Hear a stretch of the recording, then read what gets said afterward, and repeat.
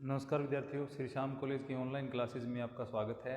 इस क्लास में हम बीए बीएड थर्ड ईयर के लिए विश्व का प्रादेशिक भूगोल पढ़ रहे हैं, जिसमें हम इसका 54वां भाग पढ़ रहे हैं और इसमें चीन के उच्चावच के बारे में हम पढ़ रहे हैं। चीन के उच्चावचों में हमने देखा कि जेबी क्रेसी ने चीन को 11 भौतिक प्रदेशों में बांटा है, जिनके 2 प्रदेशों का तिब्बत का पठार और तिएन शान, इन 2 भागों का अध्ययन हमने कर लिया था। पहला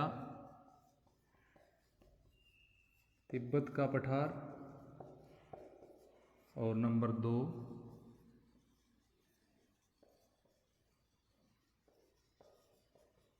तिएन शान। इन दोनों का अध्ययन हमने कर लिया था, तिब्बत के पठार के बारे में और तिएन शान जो कि जुंगेरियन बेसिन और तारिम बेसिन के मध्य में स्थित है, उसके बारे में हमने पढ़ लिया था। तारिम बेसिन और जुंगेरियन बेसिन के मध्य में। अगला भाग है अल्टाई सयान। ये भी एक पर्वतीय क्षेत्र है। नंबर 3 अल्टाई सयान।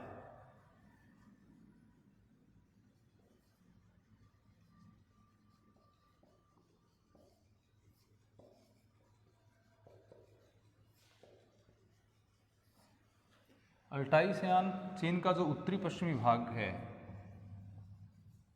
उत्तरी पश्चिमी भाग। तो अल्टाई शान का विस्तार चीन के उत्तरी पश्चिमी भाग में है और ये उच्च प्रदेश मंगोलिया का जो पश्चिमी भाग है, यानी मंगोलिया के पश्चिम में स्थित है।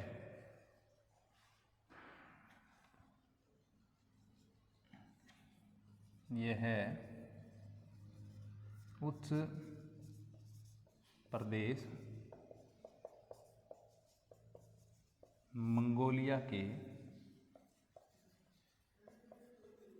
पश्चिम में स्थित है। ये वाला जो भाग है, यहाँ पर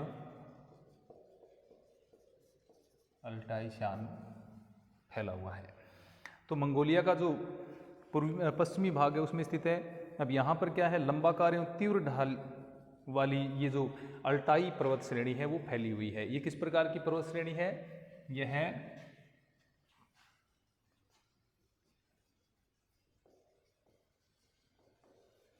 लंबाकार एवं तीव्र ढाल वाली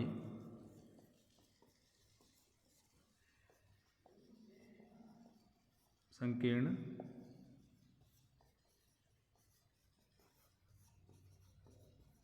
पर्वत श्रेणी है। लंबाकार है और तीव्र ढाल वाली संकीर्ण पर्वत श्रेणी इसको कहा जाता है। तो तीसरा भाग है अल्टाई सयान। अल्टाई सयान वास्तविकता में एक क्या है, पर्वत श्रेणी है और जो कि जुंगेरियन बेसिन के नज़दीक में इसका विस्तार है। जो मंगोलिया का पश्चिमी भाग है उसमें ये फैली हुई है। लंबाकार तीव्र ढाल वाली संकीर्ण पर्वत श्रेणी है और उत्तरी पश्चिमी भाग जो है चीन का, उसमें इसका विस्तार है और उच्च प्रदेश है जो कि मंगोलिया के पश्चिम में स्थित है। तो ये है अल्टाई सयान का भाग। अब अगला जो भाग है मंगोलियन सिनकियांग।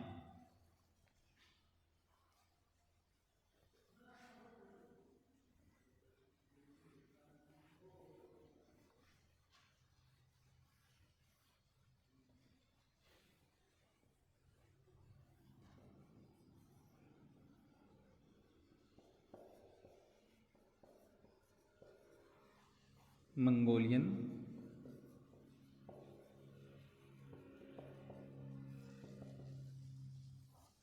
सिनकियांग। मंगोलियन सिनकियांग एक उच्च प्रदेश है जो कि बाह्य मंगोलिया और पश्चिमोत्तर चीन में स्थित है। ये भी पश्चिमोत्तर चीन वाला जो भाग है उसमें स्थित है, बाह्य मंगोलिया और पश्चिमोत्तर चीन में। इसका विस्तार पश्चिमोत्तर चीन, ये वाला जो पार्ट है ये मंगोलियन सिनकियांग वाला क्षेत्र है। और यहीं पर हमने जो पहला अल्टाई सयान पर्वत जो संकीर्ण श्रृंखला है वो भी इसी क्षेत्र में फैली हुई है। अब इस भाग में अल्टाई और तियान शान के मध्य जुंगेरियन बेसिन स्थित है। अल्टाई हमने पढ़ा और उसके उत्तर में कौन सा था? जुंगेरियन बेसिन था। तो जुंगेरियन बेसिन और जो तियान शान है उसके मध्य में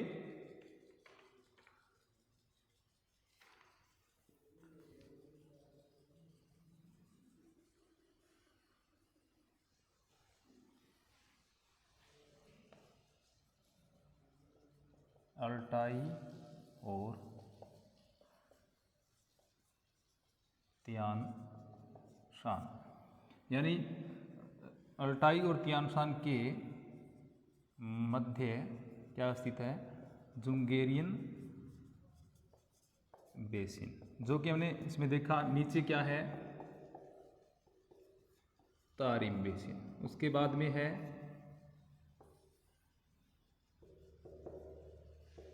तियान शान, उसके बाद में है ये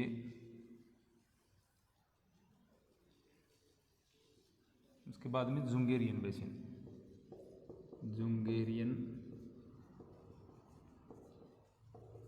बेसिन।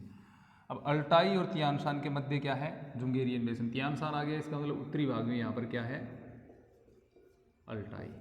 तो इस तरह से इनका विस्तार है वो क्रम से उत्तर से दक्षिण या दक्षिण से उत्तरम कह सकते हैं।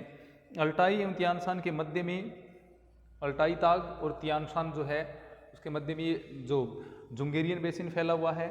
जुंगेरियन बेसिन और अल्ताई ताग जो है एवं तियान शान, ये जो पूरा क्षेत्र है इसके मध्य में क्या है, यानी अल्ताई ताग पर्वत श्रेणी, तारिम बेसिन, तियान शान, इस तरह से इनका क्या है फैलाव उत्तर से दक्षिण में ये फैले हुए हैं।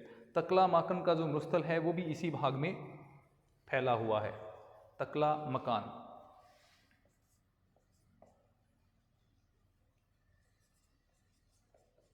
तकला मकान का मरुस्थल वो भी इसी भाग में फैला हुआ है। तो ये इस भाग के मुख्य स्थल हैं, जिसको मंगोलियन तियान शान का सिनकियांग कहा जाता है। ये इस भाग में यानी चीन के पश्चिमोत्तर भाग में इसका विस्तार है। तो इस भाग में अल्ताई है, तियान शान है, मध्य जुंगेरियन बेसिन है, अल्ताई ताग और ये तारिम बेसिन है, ये सारे इसमें फैले हुए। इसके साथ में तकला मकान का जो मरुस्थलीय भाग है वो भी पश्चिमोत्तर चीन जो है उसी में इसका विस्तार पाया जाता है। तो ये दूसरा चौथा पार्ट हो गया मंगोलियन सिनकियांग। अभी भीतरी मंगोलिया तथा उच्च भूमि, अगला भाग है भीतरी मंगोलिया तथा उच्च भूमि। धीरे धीरे आगे पूर्व की तरफ हम बढ़ते जाएंगे।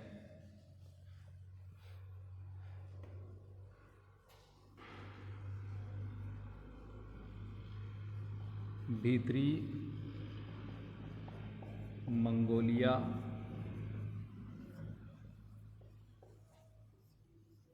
उच्च भूमि,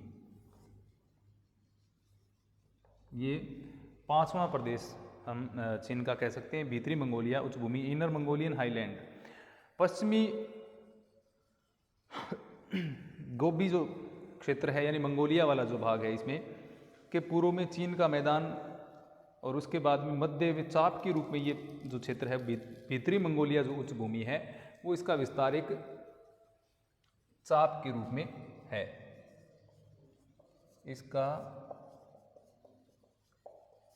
विस्तार किसके रूप में है, एक चाप के रूप में है।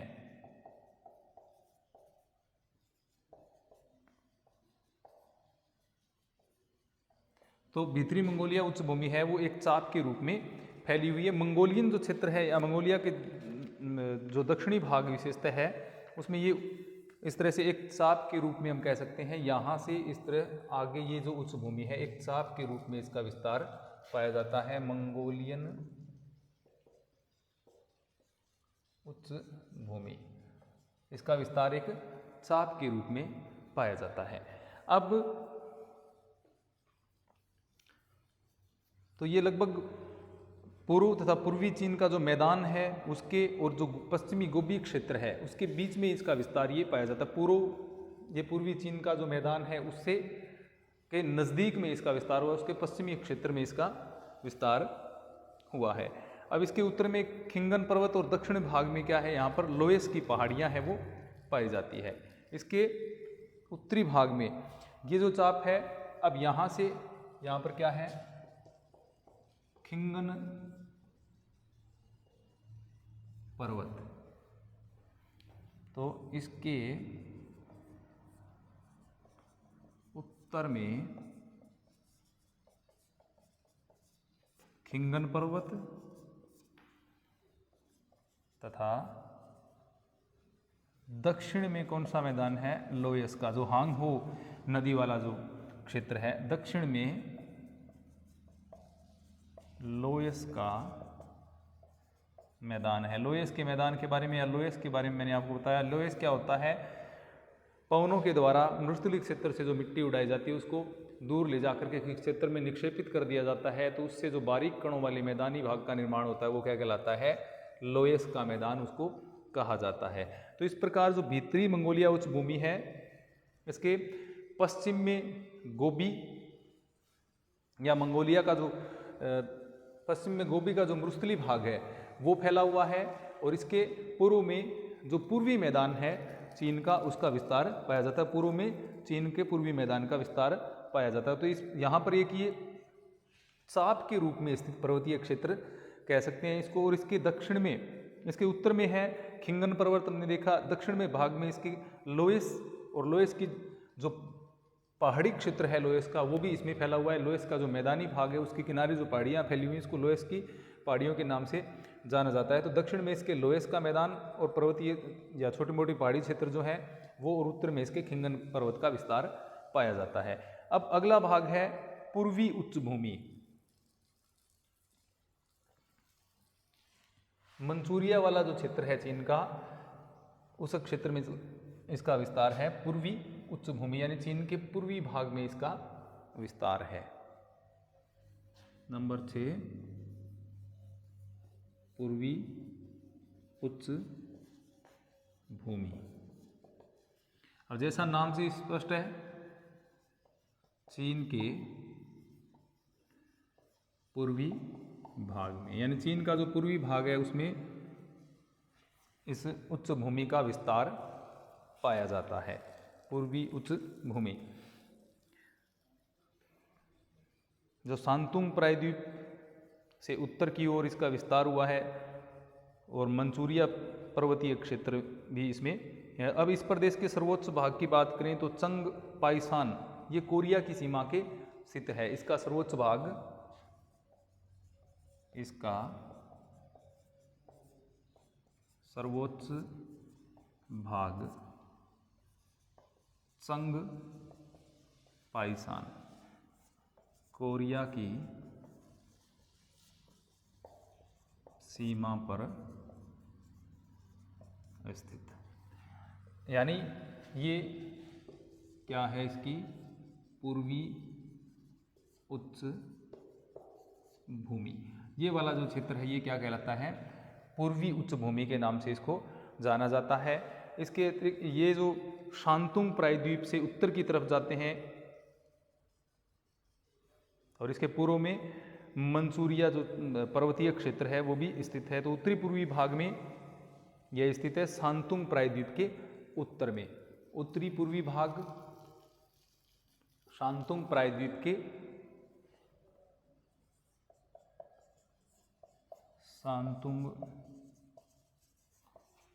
प्रायद्वीप के उत्तर में। तो चीन की पूर्वी भूमि जो है, यानी उत्तरी पूर्वी भाग में ये स्थित है, शांतुंग प्रायद्वीप के उत्तर की ओर ये स्थित है। इसमें पूर्वी मंचूरिया का जो पर्वतीय क्षेत्र है उसको भी सम्मिलित किया जाता है। इसका सर्वोच्च भाग जो है वो पाइसान, चंग पाइसान है, जो कि कोरिया की सीमा पर स्थित है। तो ये इसका छठी उच्च भूमि होगी, छठा भौतिक प्रदेश हो गया, जिसको ईस्टर्न हाईलैंड या पूर्वी उच्च भूमि कहा जाता है। इसके बाद चीन का सबसे मुख्य मैदानी भाग आता है पूर्वी मैदान, यानी ये पूरा क्षेत्र जो है यहाँ से इस तरह से ये जो भाग है ये कौन से भाग में आता है, ये चीन का पूर्वी मैदान इसको कहा जाता है। यानी पूर्वी, उत्तरी पूर्वी जो उच्च भूमि या पूर्वी उच्च भूमि है उसके दक्षिण में ये स्थित है, पूर्वी मैदान, ईस्टर्न प्लेन। अब इसके अंतर्गत चीन का जो विस्तृत मैदानी भाग है उसको सम्मिलित किया जाता है। अब उत्तर की ओर इसमें ये वाला क्षेत्र मंचूरिया का क्षेत्र, मंचूरियन उच्च भूमि है। इसके अलावा मंचूरिया का मैदान वो भी इसके उत्तर में स्थित है। चीन का विस्तृत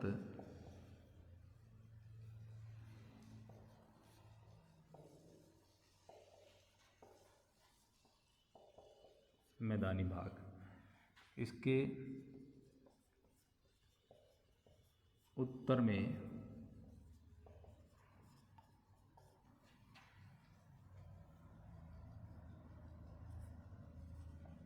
मंचूरिया का मैदान। तो इसके उत्तरी भाग में मंचूरिया का मैदान फैला हुआ है। इसके अलावा हांगहो मैदान, उत्तरी भाग है वो मंचूरिया का मैदान, हांगहो मैदान और यांगटीसी-कियांग,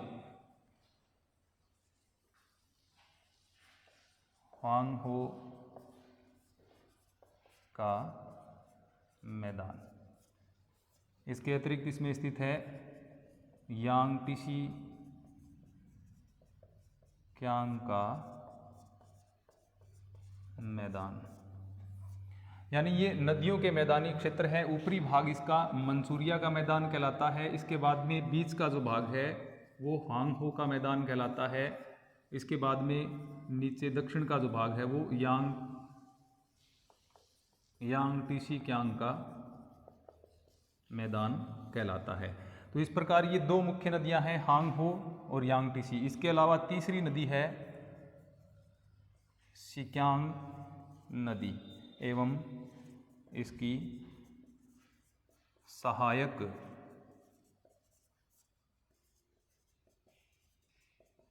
नदियां। अब इन तीनों नदियों के मैदानी भाग हैं वो चीन के पूर्वी मैदान में इनको सम्मिलित किया जाता है। चीन के पूर्वी मैदान में मंचूरिया का मैदान, हांगहो का मैदान, यांगटीसी-कियांग का मैदान। अब लगभग 2 लाख वर्ग किलोमीटर क्षेत्र जो है उसमें तो मंचूरिया का मैदान जो कि सुंगारी नदी और लीहो नदी के मध्य में स्थित है, लगभग 2 लाख वर्ग किलोमीटर में। ये कौन सी नदियों के मध्य है? सुगारी तथा लीहो नदी के मध्य में। तो 2 लाख वर्ग किलोमीटर में तो लगभग सुगारी नदी और लीहो नदी के मध्य जो मैदानी भाग स्थित है, मंचूरिया का मैदानी भाग जिसको कहते हैं, वह स्थित है। अब हांगहो था उसकी सहायक नदियों का जो मैदान है वो लगभग 2.4 लाख वर्ग किलोमीटर क्षेत्र में फैला हुआ है। हांगहो तथा उसकी सहायक नदी यह है लगभग 2.4 लाख वर्ग किलोमीटर क्षेत्र में फैला हुआ है। लगभग 2.4 लाख वर्ग किलोमीटर क्षेत्र में कौन सी नदियों का मैदान फैला हुआ है? हांगहो व उसकी सहायक नदियों का मैदान। यानी चीन का जो पूर्वी मैदानी है भाग है उसका विस्तार अत्यधिक है। अब जो हांगहो नदी का मैदान है इसमें मुख्यतः कौन सी मिट्टी पाई जाती है? पीली मिट्टी। पीली मिट्टी मुख्यतः इसमें पाई जाती है। पीली मिट्टी इसमें मुख्यतः पाए जाने के कारण इसको क्या कहते हैं? पीला मैदान भी कहा जाता है। हांगहो नदी का जो मैदान है, मैदानी भाग है, उसमें पीली मिट्टी पाई जाती है क्योंकि जैसे कि हमने देखा हांगहो नदी जो है लोएस प्रदेश से जो मिट्टियां हैं उसका अपर्दन करती है, मार्ग बदलती रहती है, तो इसके साथ जो मिट्टियां आती हैं वो पीले, इसको पीली नदी भी कहा जाता है क्योंकि गाद अत्यधिक होने के कारण इसका जल कैसा दिखाई देता है? पीला दिखाई देता है। पीला दिखाई देने के कारण इसको क्या है? पीली नदी भी कहा जाता है। तो इसका मैदानी भाग है उसमें पीली मिट्टी ज़्यादा पाई जाती है, इसलिए इसको येलो प्लेन या पीला मैदान भी कहा जाता है। पीला मैदान है वो संयुक्त रूप से दक्षिणी भाग में स्थित, दक्षिणी भाग में यांगटीसी मैदान इसके स्थित रहता है, यानी यांगटीसी मैदान तक इसका पूर्णतः विस्तार पाया जाता है। यांगटीसी मैदान और उसका जो डेल्टा है वहाँ तक इसके ये क्रमशः एक मैदान के रूप में फैला हुआ है। यानी मंचूरिया का मैदान, फिर उससे जुड़ा हुआ है हांगहो नदी का मैदान और फिर उससे दक्षिण तक जो यांगटीसी-कियांग नदी का डेल्टा है वहाँ तक ये तीनों आपस में क्या है, जुड़े हुए एक विस्तृत मैदानी प्रदेश का निर्माण ये करते हैं। तो ये था चीन का पूर्वी मैदानी भाग, जो कि यांगटी सिक्यांग, हांगहो और सिक्यांग जो नदियां हैं उनके द्वारा निर्मित है। इनमें मुख्यतः दो नदियों का मैदान जो है विशेषतः प्रमुख रहता है, हांगहो नदी का और यांगटी सिक्यांग का मैदानी प्रदेश, जो कि पूर्वी मैदान में सम्मिलित किए जाते हैं। इसके बाद में अगला भाग है मध्य पर्वतीय पेटी। बीच का जो पर्वतीय भाग है, सिनलिंग पर्वत वाला जो भाग है, वो मध्य पर्वतीय पेटी में स्थित है। मध्य पर्वतीय पेटी।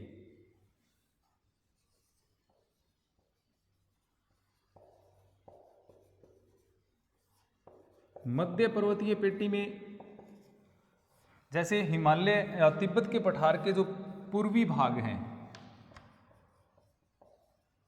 तिब्बत के पठार का पूर्वी भाग, इसमें स्थित है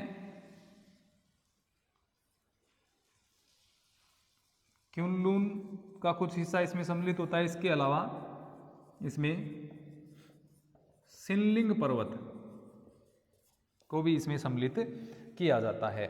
यानी मध्यवर्ती जो भूमि है उसमें तिब्बत के पठार के जो पूर्वी पर्वतीय क्षेत्र हैं, जिसमें कई पर्वत श्रेणियां हैं, जैसे क्युनलुन पर्वत श्रेणी और सिनलिंग पर्वत श्रेणी है, उसमें इसमें सम्मिलित किया जाता है। ये दोनों आपस में इसमें बहुत सारी समांतर पर्वत श्रेणियां हैं, वो इस भाग में फैली हुई है। यानी मध्यवर्ती भाग में इसका विस्तार है वो चीन के पाया जाता है। तब तिब्बत के जो पठार का पूर्वी भाग है, जिसमें कई समांतर श्रेणियां पाई जाती हैं, जिसमें क्युनलुन श्रेणी और शिनलिंग श्रेणी, इसके अलावा अन्य छोटी छोटी श्रेणियों का भी इसमें विस्तार हुआ है। इसको मध्यवर्ती उच्च भूमि मध्यवर्ती पर्वतीय पेटी के नाम से जाना जाता है। मिडल माउंटेन बेल्ट के नाम से इसे जाना जाता है।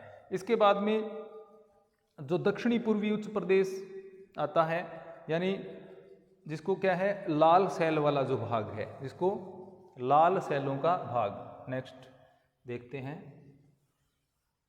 Number 9, जेचुआन basin.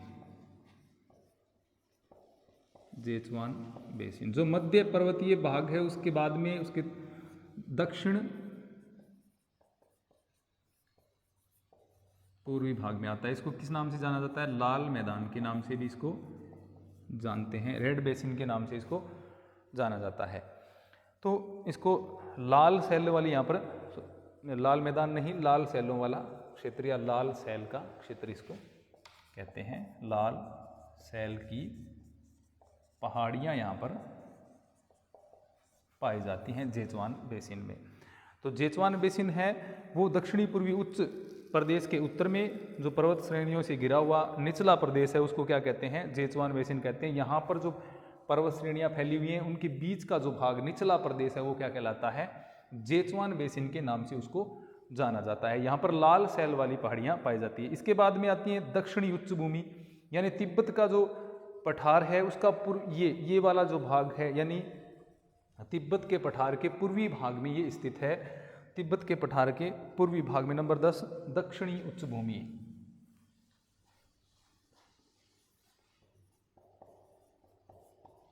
दक्षिणी उच्च भूमि ये तिब्बत के पठार के पूर्व में, तिब्बत के पठार के पूर्व में स्थित है, जो क्या कहलाती है? दक्षिणी उच्च भूमि के नाम से इसको जाना जाता है। यहाँ पर दो पठार सम्मिलित होते हैं, एक कविचाऊ और दूसरा युन्नान का पठार। कविचाऊ और दूसरा युन्नान, ये जो दो पठार हैं इसमें सम्मिलित हैं, कविचाऊ और यूनान। कविचाऊ और यूनान के जो पठार हैं उसको दक्षिणी उच्च भूमि में सम्मिलित किया जाता है। इसके अलावा 11वां जो अंतिम प्रदेश है वो दक्षिणी पूर्वी उच्च भूमि है। ये वाला जो भाग है इसको क्या कहा जाता है? दक्षिणी पूर्वी उच्च भूमि के नाम से इसको जाना जाता है। दक्षिणी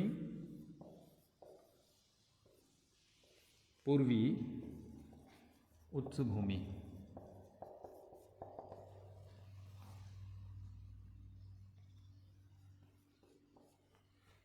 दक्षिणी पूर्वी उच्च भूमि है, उसमें चीन का जो दक्षिणी पूर्वी भाग है उसमें सम्मिलित किया जाता है। अब ये लगभग क्या है, प्रशांत तट के समानांतर फैला हुआ है, प्रशांत तट के समांतर ये उच्च भूमि है वो फैली हुई है। अब इसमें इसका उत्तरी भाग है उसमें वीयू तथा दक्षिण में टायू, उत्तरी भाग में वीयू, दक्षिणी भाग में टायू, उत्तर में वीयू, दक्षिण में टायू। इसके अलावा इसके जो पूर्णतः दक्षिण भाग में जाएं, यानी एक मिनट, उत्तरी भाग में वीयू तथा टायू, ये दो पर्वत श्रेणियां इसके उत्तरी भाग में फैली हुई हैं। ये है उत्तरी भाग में वीयू एवं टायू, और जो दक्षिणी भाग है इसका, इसमें नानलिंग पर्वत पाया जाता है। दक्षिणी भाग में नानलिंग पर्वत श्रेणी का विस्तार इसमें है। उत्तरी भाग में वीयू तथा टायू और दक्षिण में नानलिंग, ये पर्वत श्रेणियों का विस्तार इस दक्षिणी पूर्वी उच्च भूमि में पाया जाता है। तटीय भाग में इसका जो किनारे वाला तटीय जो भाग है इसमें केंटन का डेल्टा है। तटीय भाग में केंटन डेल्टा स्थित है। तो इस प्रकार दक्षिणी पूर्वी जो उच्च भूमि है वो चीन के दक्षिणी पूर्वी भाग में स्थित है और लगभग प्रशांत तट के ये क्या है, समांतर फैली हुई हैं। इसमें उत्तरी भाग में वीयू तथा टायू नाम की दो पर्वत श्रेणियां पाई जाती हैं और दक्षिण में नानलिंग पर्वत का विस्तार पाया जाता है, और जो तटीय भाग है उसमें केंटन का डेल्टा है उसका विस्तार पाया जाता है।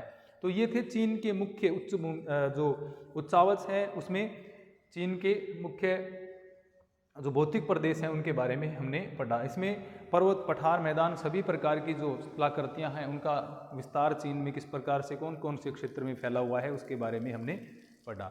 धन्यवाद।